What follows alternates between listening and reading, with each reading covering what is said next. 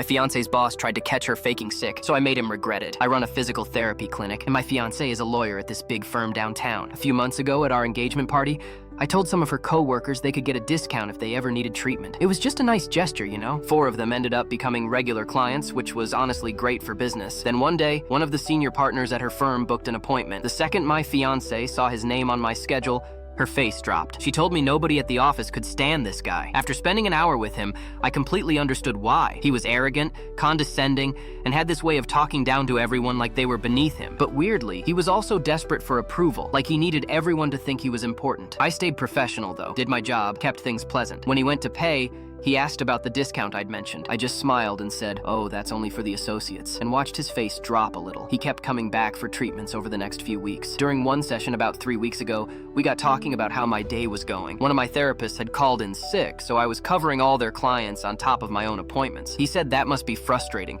and asked if I required medical certificates for my staff. I told him no, and that honestly I thought that was a stupid policy. I'd rather someone stay home and not infect the entire clinic with whatever they had. He got this look on his face and said he'd been thinking about being more strict with sick leave at his office. Said he wanted to start requiring certificates because he suspected people were just slacking off and faking it. I just nodded and changed the subject, but I remember thinking what a terrible boss he must be. Well, karma has a funny way of working things out. About a week later, I came down with this absolutely rotten cold. I tried to push through it, but I was miserable. And of course, I ended up giving it to my fiancée. She tried to keep working, but by Friday she was struggling. She worked from home that day, but over the weekend she got worse and worse. By Monday morning, she could barely stand up. She had vertigo, was super lightheaded, and just felt awful. She emailed her office saying she needed to take a sick day. She's been there for 4 years and has maybe called in sick 3 times total. She's not someone who abuses it. An hour later, her boss sent her an email. He said she'd need to provide a medical certificate. First time that policy had ever been enforced at their firm. My fiancée just stared at her phone in disbelief. She knew exactly why this was happening. Here's where it gets interesting. I checked my schedule for the day, and guess who had a 2 p.m. appointment? Her boss. I looked at my fiancée, who was genuinely sick and miserable on the couch, and I had an idea. I texted him saying I had to cancel his appointment because I needed to drive my fiancée to the doctor. Told him she was really unwell